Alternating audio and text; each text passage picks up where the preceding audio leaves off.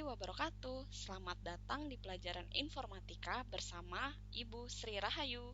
Oke, kali ini kita akan membahas materi tentang perangkat lunak pengolah angka.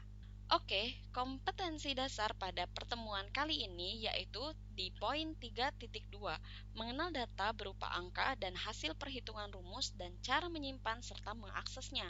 Kemudian di 4.2 yaitu membuat sheet yang mengandung data rumus dan hasil pemakaian beberapa fungsi.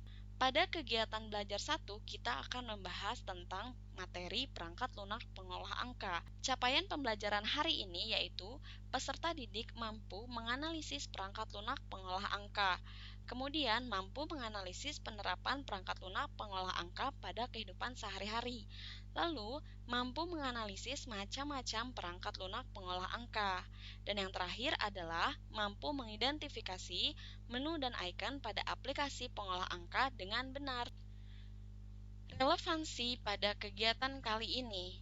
Mengapa kita harus mempelajari perangkat lunak pengolah angka? Marilah sama-sama kita melihat kasus dari Rini. Menurut Rini, perangkat lunak pengolah angka sangat dibutuhkan di lingkungan pekerjaan. Dengan perangkat lunak pengolah angka, saya dapat mengolah data yang banyak dengan mudah, membuat tabel laporan bulanan dan juga grafik. Nah, ternyata dari pengalaman Rini sangat terbantu sekali dengan adanya perangkat lunak pengolah angka. Maka, agar kita tidak tertinggal, marilah kita pelajari apa itu perangkat lunak pengolah angka dan apa manfaatnya untuk kehidupan kita. Oke, kita akan memasuki materi inti, yaitu perangkat lunak pengolah angka. Nah, perangkat lunak pengolah angka merupakan program atau aplikasi yang berfungsi untuk mengolah data berupa angka. Kemampuan dari aplikasi ini yaitu untuk pembuatan tabel data, pengolahan data dengan melibatkan penggunaan rumus, grafik, dan database yang biasa digunakan di bidang bisnis, ilmiah, perencanaan, pembuatan statistik, dan pembuatan lembar kerja, dan lain-lain. Selanjutnya adalah saya akan membahas tentang macam-macam perangkat lunak pengolah angka, di antaranya yaitu Casprint. Nah, ini adalah lembar kerja dari Casprint. Aplikasi Casprint dirilis pada Juni 2005 dengan pengembang KDE, komunitas yang dapat digunakan pada Windows dan Linux. Casprint tersedia lebih dari 99 bahasa dan kompatibel pada berbagai spreadsheet lainnya. Kelebihannya yaitu yang pertama, open source, bebas digunakan, tidak berbayar alias gratis, dan dapat digunakan pada OS Windows maupun Linux. Kemudian, kekurangannya adalah tidak terlalu populer, lalu tidak mendukung beberapa format pengolah angka lainnya, dan tidak selengkap Microsoft Excel. Selanjutnya adalah OpenOffice Calc. Berikut ini adalah lembar kerja dari OpenOffice Calc. OpenOffice Calc merupakan program pengolah angka dengan pengembang Sun Microsystems. OpenOffice Calc dapat digunakan pada sistem operasi Windows maupun Linux. Kelebihannya adalah open source di mana bisa diakses bebas dan digunakan secara gratis. Kemudian bisa menyimpan file menjadi bentuk PDF.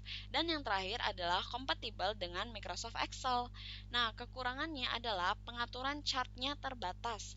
Kemudian pengaturan kertas tidak sesuai dengan hasil jadi setelah dicetak. Oke, selanjutnya adalah Start Office Calc. Start Office diciptakan oleh Start Division, Sun Microsystems. Start Office Calc merupakan aplikasi pengolah angka yang menjadi satu dalam aplikasi Start Office dengan tahun rilis Desember 2010. Kelebihannya yaitu satu, open source di mana bisa diakses bebas dan digunakan secara gratis, yaitu tidak berbayar. Kemudian dapat mengkonversi menjadi ekstensi file Microsoft Excel. Selanjutnya, kekurangannya adalah aplikasinya berat karena bergabung menjadi satu dengan aplikasi Start Office lainnya. Kemudian tidak selengkap Microsoft Excel. Nah, berikut ini adalah ruang kerja dari Start Office Calc. Selanjutnya adalah Lotus 123. Ini merupakan ruang kerja dari Lotus 123. Nah, Lotus 123 merupakan program olah angka yang populer tahun 1980-an dan dinobatkan ke dalam software yang cara kerjanya selalu berubah-ubah mengikuti perkembangan komputer. Dirilis tahun 1983 oleh Lotus Software, aplikasi ini dapat digunakan di berbagai OS. Namun sayang, kini sudah tidak diproduksi lagi. Kelebihannya yaitu multi-platform di berbagai sistem operasi, kemudian adanya fungsi Smart Label untuk membuat rumus lebih cepat, lalu memudahkan penduplikatan dan pemindahan lembar kerja, yang terakhir adalah kompatibel dengan Microsoft Excel. Nah, kekurangannya adalah satu, tidak banyak yang menggunakan, dua, sudah tidak diproduksi lagi. Dan yang terakhir adalah Microsoft Excel. Microsoft Excel merupakan aplikasi dari Microsoft Office. Banyak digunakan terutama bagi pekerja kantoran. Kelebihannya, pengoperasiannya mudah, bisa digunakan untuk berbagai jenis OS, Windows hingga macOS. Memiliki ekstensi file .xls yang terhubung di berbagai jenis program lainnya. Kemudian dapat membaca ekstensi berupa .csv. Lalu proses penyimpanan tidak banyak memakan RAM. Nah, kekurangannya adalah tidak gratis. Lalu ketika hendak membuat sebuah kolom responden, kita harus membuat rumus matematika, logika, dan teks terlebih dahulu. Jika rumus yang dimasukkan salah, maka akan terjadi kesalahan dalam pembacaan. Nah, ini adalah ruang kerja dari Microsoft Excel. Selanjutnya, silahkan scan QR Code berikut ini untuk menambah wawasan kalian tentang materi perangkat lunak pengolah angka. Oke, kesimpulannya adalah perangkat lunak pengolah angka merupakan program atau aplikasi yang berfungsi untuk mengolah data berupa angka. Perangkat lunak pengolah angka biasa digunakan untuk membuat laporan keuangan, data penduduk, grafik, dan lain-lain. Terdapat beberapa macam perangkat lunak pengolah angka, di antaranya Casprint, OpenOffice Calc, Start Office Calc, Lotus 123, dan Microsoft Excel. Selanjutnya, kalian dapat men-scan QR Code berikut ini. QR Code sebelah kiri yaitu untuk tugas kegiatan belajar 1, sedangkan untuk yang sebelah kanan yaitu untuk tugas formatif.